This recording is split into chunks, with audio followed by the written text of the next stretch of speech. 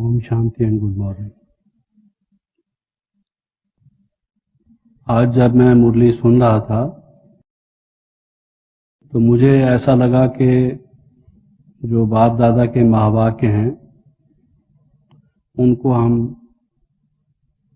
मुख्य रूप से 4 शीर्षकों के अंतर्गत ठीक रीत से समझ सकते हैं। पहले पहले जो गीत बज रहा था कि आपको बुला रहे हैं बाबा, आपको आना ही होगा, उससे मेरे मन में ये विचार स्फुरित हुआ कि जिसे हम कहते हैं कि संसार के लोगों को वो दृष्टि प्राप्त नहीं है जिसे हम ज्ञान चक्षु कहें, उसमें सबसे बड़ी मुख्य बात दृष्टि के बारे में ये है कि उन्हें इतिहास का ज्ञान नहीं है। ये जो संसार का इतिहास है इसमें परमात्मा का भी आना होता है, उसका भी कोई पार्ट है जिसे हम कहें कि intervention of God in the affairs of Mankind. ये जो सतयुग से लेकर कलयुग के अंत तक इतिहास चलता है उसमें मनुष्य आत्माओं का तो पार्ट है, लेकिन उसमें भगवान का भी कोई पार्ट है, इसका किसी को मालूम नहीं है। और ये इतिहास के वृत्तांत एक से एक जुड़े हुए हैं और फिर कैसे शुरू होते हैं, कैसे इनका अंत होता है, इसके विषय में मैं समझता हूं कि बाबा ने हमें विशेष समझाने की कोशिश की कि बाबा आकर कैसे आपको सृष्टि का चक्र बताते हैं। उदाहरण के तौर से एक बात आप देखिए कि आजकल विदेशों में इस बात की बहुत रिसर्च हुई है कि पुनर्जन्म होता है, सोल्स का रीइंकार्नेशन होता है, लेकिन पुनर्जन्म 84 जन्मों का होता है, 84 जन्म आत्मा लेती है, ये उनको भी मालूम नहीं है। तो ये सारा जो जन्म जन्मांतर का इतिहास है, इतिहास के बारे में 2 बातें नहीं मालूम। एक तो ये कि ये जो इतिहास हमारा इस जन्म का है उससे पहले भी हमारा कुछ इतिहास चल चुका है और आगे भी वो चलेगा। इतिहास का ये दृष्टिकोण लोगों को मालूम नहीं है। और दूसरा, क्योंकि सभी लोग ये कहते हैं कि दुनिया में डिटेरियरेशन है, डीजेनरेशन है, पतन की ओर दुनिया जा रही है, वैल्यूज नहीं है, मूल्य नहीं है, लेकिन वो मूल्य नहीं है, वैल्यूज नहीं है, पतन की ओर जा रही है, ये कई जन्मों से प्रोसेस चलता आ रहा है। इस बात का ना मालूम होने से बात को पूरी तरह से समझ नहीं सकते कि कैसे आप सतयुग आएगा। तो हिस्ट्री का जो ज्ञान है वो हमें पूर्व काल के बारे में भी बताता है और वो फोर्स भी हम करते हैं कि आगे क्या होगा उन इवेंट्स के आधार पर। तो मैं समझता हूं कि बाबा ने जो आज मुरली में हमें विशेष रूप से बताया वो ये था कि परमात्मा के आने की क्यों आवश्यकता है। जैसे बाबा ने संगम युग के लिए कहा कि उन्होंने कह दिया है कि गीता का भगवान द्वापर के अंत में आया, तो उनको ये संगम युग का मालूम नहीं है और संगम युग का ना मालूम होने से ही वो उस पद को प्राप्त नहीं कर सकते। तो भगवान के आने की आवश्यकता का भी उनको पता नहीं लग सकता अगर उनको इतिहास का पता ना हो। संगम युग का भी पता नहीं लग सकता अगर वो वर्ल्ड हिस्ट्री को ना जाने। तो ये सारे संसार के इतिहास में एक ऐसा दुख का समय आता है, इतनी समस्याएं हो जाती हैं, इतने प्रॉब्लम्स मनुष्य के सामने आते हैं, लोग इतने दुखी और अशांत हो जाते हैं कि उस समय सिवाय भगवान के फिर कोई सृष्टि को बदल नहीं सकता, सतयुग ला नहीं सकता। इस चीज का लोगों को पता नहीं है। तो मेरे ख्याल में ये चीज हमें भी समझने की जरूरत है, दूसरों को भी सबको बताने की जरूरत है कि ये जो सारा वर्ल्ड हिस्ट्री है इसमें अगर स्वयं कोई एक ऐसा ना हो जिसको सब विद्याएं मालूम हो, जो नॉलेजफुल हो और जो स्वयं सदा जिसको कहना चाहिए आनंद स्वरूप हो, शांति स्वरूप हो, तो वो दूसरों को आनंद कैसे देगा, शांति कैसे देगा। तो बाबा ने कहा कि अनेक मत हैं संसार में, एक मत कभी भी नहीं होता है। एक मत केवल सतयुग में दैवी सृष्टि में होता है। तो इसलिए आप जो देहधारी हैं उनके मत पर ना चलकर उस एक के मत पर चलो। अगर हम इस बात को समझें कि जितने भी आत्मा शरीरधारी हैं उस शरीर की उनको लिमिटेशंस होती हैं और उससे उनके ब्रेन को भी लिमिटेशंस होती हैं। जिस वंश में, जिस जाति में, जिस देश में, जिस काल में, जिस युग में वो हैं, उस सब की उनको लिमिटेशंस होती हैं और इसके कारण से वो जो सत्य ज्ञान है जो इन लिमिटेशन से अबव है वो ज्ञान वो दे ही नहीं सकती। उस ज्ञान को देने वाला कोई ऐसा होना चाहिए जो शरीर और शरीर से जो कर्म जिनके कारण से वो शरीर मिला है उनसे स्वयं मुक्त ना हो, लिबरेटेड ना हो, और उनसे बाकी जो सब लिमिटेशंस हैं उनसे भी जो अभाव ना हो, तो वो हमें कैसे पार ले जा सकता है उस पार। तो बाबा ने कहा वो एक ही बोटमैन है, एक ही सेल्समैन है, सेलर है, और एक ही नावक है, खेवट है, जिसको बाबा ने कहा कि वो हमें इस पार से उस पार ले जा सकता है। तो इस चीज की हमें यहां पहचान मिली। ये सब कहते हैं कि दुनिया गिरावट की ओर जा रही है, लेकिन इस दुनिया को गिरावट से कौन निकालेगा और उस गिरावट के बाद कैसा समय आएगा और किस तरीके से निकालेगा ये उनको मालूम नहीं।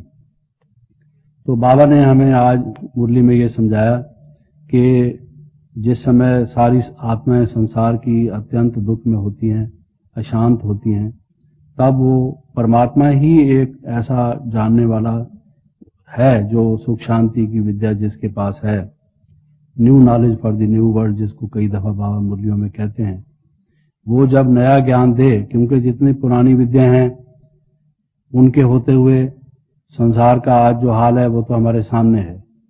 तो अब वो जिसके पास नई विद्या है वो जब आए और वो नया ज्ञान हमें दे, तब उसके बाद जो नया सुख का संसार है वो आए। तो एक हेवनली फादर है, बाबा ने कहा, जो हमें हेवन में ले जाता है। ये शब्द बड़े सिंपल हैं। हेवनली फादर है जो हमें हेवन में ले जाता है। जो फादर जैसा होगा उससे हमें वैसा ही वर्षा मिलेगा। तो जो हमारे जो शरीरधारी आत्मा हैं वो हैं ही नर्क में, तो स्वर्ग का वर्षा उनसे कैसे मिल सकता है? स्वर्ग का वर्षा तो उससे मिलेगा जो ऐसा पिता हो जो हमें स्वर्ग में ले जा सके, जो स्वर्ग की स्थापना करता हो।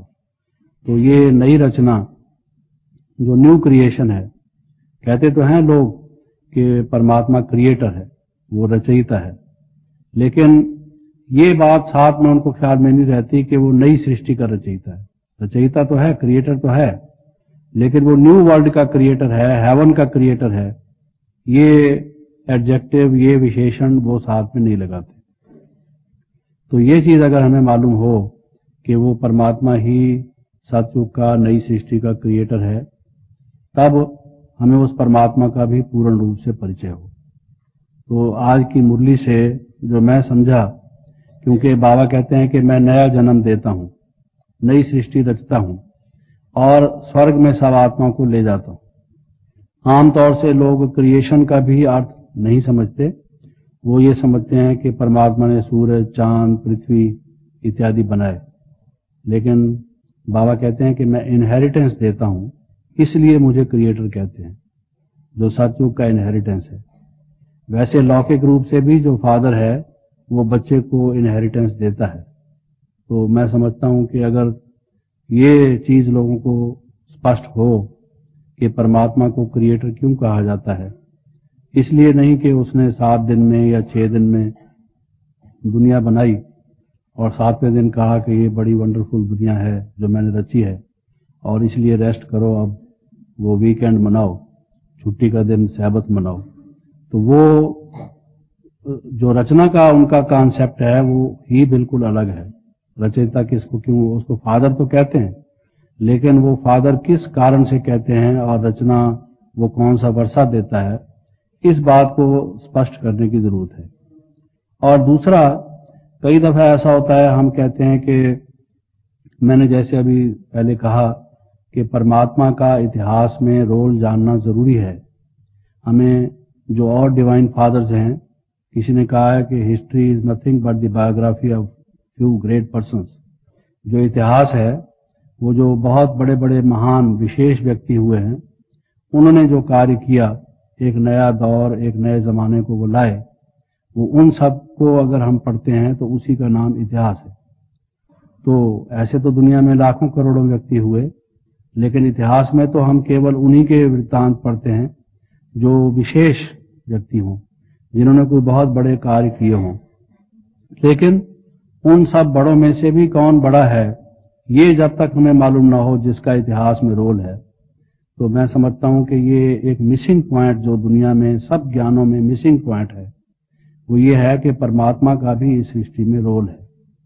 कई लोग ये समझते हैं कि परमात्मा इस सृष्टि को रचने के बाद ऊपर बैठा हुआ है, बैठा हुआ तमाशा देख रहा है। इसलिए आपने देखा होगा कि बहुत से लोग अपने भाषणों में परमात्मा के ऊपर भी कमेंट करते हैं कि कोई कहता है कि उसने ऐसी दुखमय सृष्टि रची ही क्यों, क्योंकि उनको पता नहीं कि उसने दुखमय सृष्टि नहीं रची। जैसा रचयिता हो वैसी वो रचना रचता है। उसने हेवन रचा, स्वर्ग रचा, वंडरफुल दुनिया रची। एक तो किसी को ये मालूम नहीं। दूसरा, वो समझते हैं कि परमात्मा, आप कहते हैं ऑलमाइटी है, नॉलेजफुल भी है, मर्सीफुल भी है, काइंड भी है, तो फिर इस दुनिया की ऐसी हालत क्यों है, लोग रो क्यों रहे हैं? अगर वो ऑलमाइटी है तो ठीक क्यों नहीं करता? नॉलेजफुल है, उसको ठीक बनाने की नॉलेज है, तो ठीक बनाता क्यों नहीं? मर्सीफुल और काइंड है, तो फिर इस दुनिया की ऐसी हालत क्यों हो रही है, उसके हम बच्चे दुखी क्यों हो रहे हैं? तो उनको ये मालूम नहीं है कि परमात्मा का रोल कब होता है और वो किस तरीके से दुनिया को सुखी बनाता है। इसलिए दुनिया में ये क्वेश्चंस हैं, लेकिन इन क्वेश्चंस के हल करने में और हमारे सामने कई बातें आती हैं।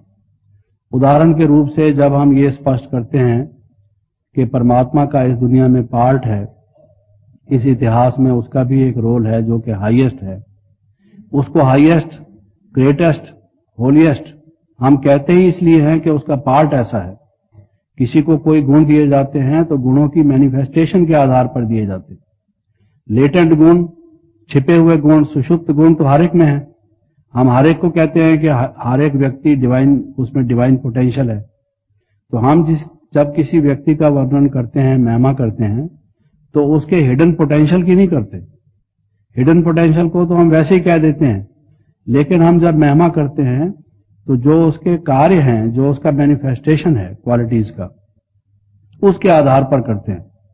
तो परमात्मा को भी जब हम ज्ञान का सागर, शांति का सागर, आनंद का सागर, प्रेम का सागर, हाईएस्ट, होलीएस्ट, ऑलमाइटी कहते हैं, तो ये गुण उसके कर्तव्यों में किसी समय आते हैं, उसके कारण से हम उसको कहते हैं। एक बात तो ये जरूरी है। लेकिन मैं ये कह रहा था कि अच्छा, 1 मिनट के लिए अगर ये मान लिया जाए कि परमात्मा किसी समय इतिहास काल में आता है इस पृथ्वी पर और आकर वो कोई विशेष बड़ा महान कार्य करता है, और वो कार्य ऐसा है कि सारे विश्व को ही बदल देता है, तो स्वाभाविक बात है कि प्रश्न उठेगा कि परमात्मा अगर आता है तो कहां आता है, कैसे आता है, कैसे वो कार्य करता है। अगर हम ये कहते हैं कि ये तो बिल्कुल स्वाभाविक प्रश्न है कि अगर वो आता है तो किस रीत से आता है, क्योंकि मनुष्य शरीरधारी हैं तो उनको ज्ञान देने के लिए जरूर किसी मनुष्य शरीर में आएगा। अगर किसी मनुष्य के तन में आएगा तो वो कहां है, किस देश में आता है। अगर आप कहें भारतवर्ष में आता है तो लोग कहेंगे भारतवर्ष में ही क्यों आता है, और एक पुरुष के तन में ही क्यों आता है। तो फिर वो जो सारा वहां का कल्चर होगा, वहां की बातें आएंगी। तो इसलिए कई प्रश्न उठते हैं। मान लीजिए वो भारत में नहीं आता, किसी और देश में आता है, इंग्लैंड में आता है, यूएसए में आता है, किसी और देश में आता है। ये प्रश्न तो तब भी उठेंगे कि वो वहां क्यों आता है।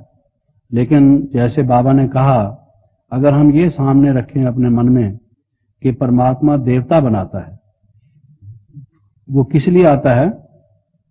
मनुष्य को देवता बनाता है।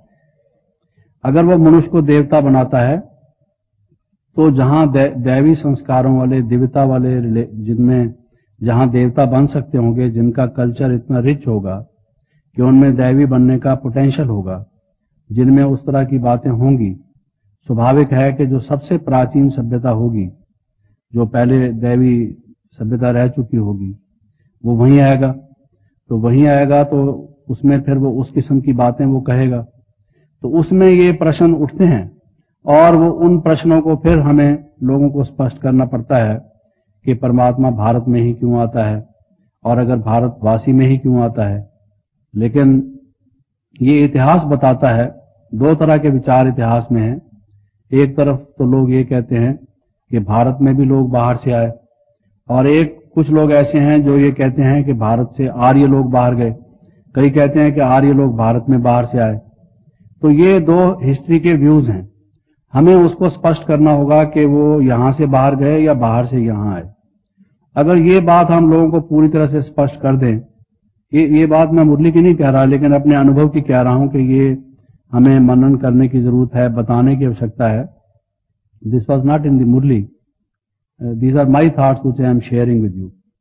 कि अगर हम लोगों को ये बताएं कि यहां पर परमात्मा ने जो ज्ञान दिया, और यहां पर जब वो देवता देवी देवता रहते थे, दैवी संस्कृति थी, दैवी सभ्यता थी, लोगों में दैवी गुण थे, वो दैवी कल्चर था, दैवी लाइफस्टाइल था, दैवी उनके संस्कार विचार थे, और फिर यहां से लोग बाहर गए थे, और फिर उसमें जो लोग बाहर गए थे, चाहे वो सारे कल्प पे जाते रहे थे या किसी वक्त भी गए थे, तो स्वाभाविक बात है कि जो दैवी कल्चर के होंगे, जो दैवी संस्कृति के होंगे, वो फिर से यहां आएंगे, फिर से वो उस ज्ञान को लेंगे, उनको फिर उसकी स्मृति आएगी, उसका पूरा आकर्षण उनको होगा। तो कहने का भाव ये था कि बाबा ने ये बात स्पष्ट करते हुए कि सारे सृष्टि के चक्र का ज्ञान कब दिया जा सकता है, ये भी बाबा ने बताया कि जब सारा सतयुग त्रेता द्वापर कलयुग का अंत आ चुका हो। आप सोचें कि तब ही एक ऐसा समय है जो संगम युग का पीरियड है, तब ही ये ज्ञान बताया जा सकता है कि देखो सतयुग त्रेता द्वापर कलयुग ऐसे पास्ट हुआ है, और इसके बाद फिर अब ये सतयुग आने वाला है, और ये इस तरह से रिपीट होगा। मान लीजिए अगर द्वापर में ये ज्ञान दिया जाता और अगर कलयुग आया ही नहीं है, उसके बारे में कोई बात कही जाती तो लोगों को समझ में ना आती।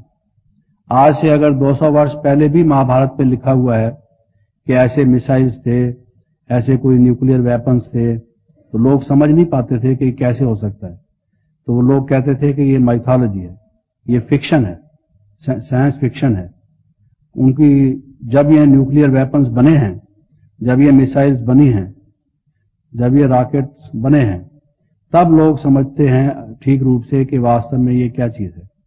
तो जो परमात्मा का ज्ञान देने का समय है, उसमें 4 बातें विशेष होनी चाहिए। वही समय हो सकता है जब परमात्मा ज्ञान दे। एक तो ये कि उसने जो ज्ञान देना है पूर्ण ज्ञान देना है। परमात्मा नॉलेजफुल है, वो जो ज्ञान देता है संपूर्ण ज्ञान देता है, full knowledge. Half truth is no truth. When God is truth he must give the perfect truth, complete truth. परमात्मा सत्य है, पूर्ण सत्य है, और जो पूर्ण सत्य है वो पूर्ण सत्य बताता है। अगर मुझे ट्रुथ के बिट्स एंड पीसेस मालूम हो, टुकड़े टुकड़े मालूम हो, ट्रुथ होलिस्टिक, आजकल लोग होलिस्टिक नॉलेज की बात करते हैं, होलिस्टिक नॉलेज अगर मुझ में ना हो, होल नॉलेज ना हो, होल ट्रुथ ना हो, तो उसको ट्रुथ नहीं कहना चाहिए, मैं जान नहीं सकता पूरी तरह से। तो परमात्मा का जो ज्ञान है सत्य, एक तो परमात्मा ऐसे समय में आकर देता है जब पूर्ण ज्ञान देना संभव हो, पॉसिबिलिटी हो। और आज ऐसा समय है जब जितने ब्रांचेज ऑफ नॉलेज हैं वो फुल्ली ग्रोन हैं, वो अपनी परिपक्वता को, अपनी मैच्योरिटी को प्राप्त हो चुके हैं। पिछले दिनों भी कोई कह रहा था कि पहले नॉलेज जो है वो 10 वर्ष में डबल हो जाती थी, अब 7 वर्ष में डबल हो जाती है। हो सकता है आगे चल के 2 वर्ष में, 1 वर्ष में डबल हो जाए, और उसके बाद डबल होना ही खत्म हो जाएगी, क्योंकि ह्यूमन बीइंग्स के ब्रेन की जो बनावट है उसकी भी कोई लिमिटेशंस हैं, हमारी जो नर्वस सिस्टम है उसकी भी कोई लिमिटेशंस हैं। भले कंप्यूटर हैं, उन्होंने कहा कि कंप्यूटर में हम स्टोर कर सकते हैं, उससे रिट्रीव भी कर सकते हैं, लेकिन ले तो उतना ही सकते हैं जितनी हमारी एबिलिटी होगी, और लेंगे उतना जितना हमें जरूरत होगी।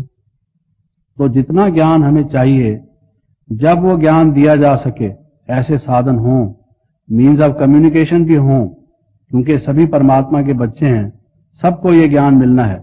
बाबा ने कहा मैं सबका सहायक हूं। और क्यों सहायक हूं? क्योंकि मुक्ति जीवन मुक्ति देता हूं, गति सदगति सबको देता हूं। तो जो सबका सहायक है, सबका सदगति दाता है। और बाबा ने कहा कि सदगति कैसे देता हूं? सद ज्ञान से। ये है बाबा का सहायक का कर्तव्य। तो स्वाभाविक बात है कि वो ऐसे समय में ज्ञान देगा जब ज्ञान देना संभव होगा, जब मीन्स ऑफ कम्युनिकेशन भी ठीक होंगे, जिससे सबको ज्ञान मिल सकेगा। एक बात। दूसरी बात यह है कि कोई व्यक्ति में जब क्यूरियोसिटी जो होती है, जब कोई प्रॉब्लम होता है हमारे सामने, तब हम उस problem, what is knowledge? Knowledge, somebody raised the question, what is knowledge? ज्ञान क्या चीज है? What is knowledge? तो दूसरे ने कहा कि knowledge is for problem solving. Knowledge क्या है? हमारे किसी न किसी समस्या को हल करता है, जो उसको ज्ञान कहते हैं। तीसरे ने कहा कि नहीं, ऐसा नहीं है। जो हमारी क्यूरियोसिटी है, किसी चीज को हम जानना चाहते हैं, उस क्यूरियोसिटी को, उस हंगर को, उस थर्स्ट को, जो ज्ञान जो उत्सुकता है, उसको जो सेटिस्फाइड करता है, वो नॉलेज है। लेकिन सवाल तो यह है कि क्यूरियोसिटी भी क्यों होती है? क्यूरियोसिटी भी एक हमारे जानने का भी एक प्रॉब्लम है, क्वेश्चन है। तो नॉलेज जो है वो क्वेश्चन सॉल्विंग या प्रॉब्लम सॉल्विंग या क्यूरियोसिटी को सेटिस्फाई करने वाली चीज है, उसको हम नॉलेज कहते हैं। तो परमात्मा को अगर नॉलेजफुल हम कहते हैं, तो उसको ऐसे टाइम नॉलेज देनी होगी जब मनुष्यों को जो उनकी क्यूरियोसिटी है, जो प्रॉब्लम्स हैं, उन सब का समाधान दिया जा सके, वो हमारे सामने हो। जब highest number, greatest number of problems दुनिया में हो, मनुष्य के जितने क्वेश्चन हैं उसके सामने हो और वो उसके सॉल्व ना हो सकते हो, तब वो परमात्मा ज्ञान दे। तब आपको लगेगा कि ये ज्ञान और कोई नहीं दे सका और ये एक ही ऐसा है जो ये ज्ञान दे सक रहा है, ये परमात्मा है, ये सबसे अलग है, ये हाईएस्ट है, इसलिए ये नॉलेजफुल है। तो ज्ञान देने का समय, उसका दूसरा लक्षण, दूसरा चिन्ह ये है कि परमात्मा को ऐसे समय में ज्ञान देना चाहिए जब सारी दुनिया में समस्याएं ही समस्या हों। People are surrounded on all the sides by problems and by curiosity, they have so many questions. ये जब तक उनके सामने ना हो, कोई नॉलेज लेकर क्या करेगा? अगर सुख शांति में होगा, सतयुग में किसी को बताएं कि कलयुग में विनाश होगा, वो कहेगा विनाश की बात क्यों करते हो, व्हाई यू टॉक नेगेटिव, विनाश की तो प्रश्न ही नहीं है। जब कोई सुख शांति में होगा, उसको दुख शांति को दूर करने का नॉलेज आप देंगे तो सुनेगा भी क्यों? वो कहेगा आई एम नॉट इंटरेस्टेड। अभी भी जो लोग सुख में हैं, उनको हम ज्ञान देने की कोशिश करते हैं तो कहते हैं I have no interest in this, मेरा तो कोई इंटरेस्ट नहीं, मैं तो सुख में रहता हूं। जो दुखी है, अशांत है, वो उस ज्ञान को लेना चाहता है जिसका कोई प्रॉब्लम हो। तो परमात्मा के जो रोल है हिस्ट्री में, ज्ञान देने का, सदगति देने का, सहायक बनने का, गति सदगति करने का, वो ऐसे टाइम पर है जब सारी दुनिया में समस्याएं ही समस्या हो। हर देश में, हर परिवार में, हर कम्युनिटी में, हर व्यक्ति के अपने मन में समस्याओं से भरपूर है मनुष्य। परमात्मा नॉलेजफुल है, मनुष्य प्रॉब्लमफुल है। तो ये दोनों जब मेल तब होता है जब ये इस तरह की बात हो। तीसरा ये है जब संसार में दुख हो, अशांति हो, क्योंकि परमात्मा को कहा जाता है सुखदाता, शांतिदाता, ये उसका कर्तव्य है। He is the giver of peace, the giver of happiness. Knowledge क्या है? नॉलेज से अगर हमें सुख नहीं मिलता, शांति नहीं मिलती, तो नॉलेज का क्या फायदा है? What is the worth of that knowledge which does not give us happiness? What is that wisdom worth? उस अकलमंदी का, उस ज्ञान का क्या फायदा जिससे कि हमें कोई प्राप्ति नहीं, प्राप्ति माना सुख नहीं, शांति नहीं, हमारे जीवन में कोई इंप्रूवमेंट नहीं, कोई बेटरमेंट नहीं, कोई एडवांसमेंट नहीं, कोई एनलाइटनमेंट नहीं, कोई रिचनेस नहीं, उस नॉलेज का क्या फायदा? तो अवश्य जब परमात्मा ज्ञान देगा, उसके बाद ऐसा टाइम आना चाहिए, ऐसा पीरियड आना चाहिए, ऐसा एज आना चाहिए जिसमें लोग टोटली एनरिच्ड हो, ब्लेस्ड हो, जिनमें पूरी हैप्पीनेस हो, पूरा उनको सुख शांति प्राप्त हो। ज्ञान दिया परमात्मा ने, और उसके बाद अगर ऐसा युग ना आए तो परमात्मा ने भी क्या किया? Then he is like an ordinary human beings. If God does an act, अगर परमात्मा कोई कार्य करता है जो कि ऑलमाइटी है, नॉलेजफुल है, तो उसके कार्य करने के बाद ऐसा टाइम आना चाहिए जिसमें कि कंप्लीट हैप्पीनेस हो, पीस हो, कोई प्रॉब्लम ना हो, all problem should have been solved, health हो, वेल्थ हो, सब कुछ हो।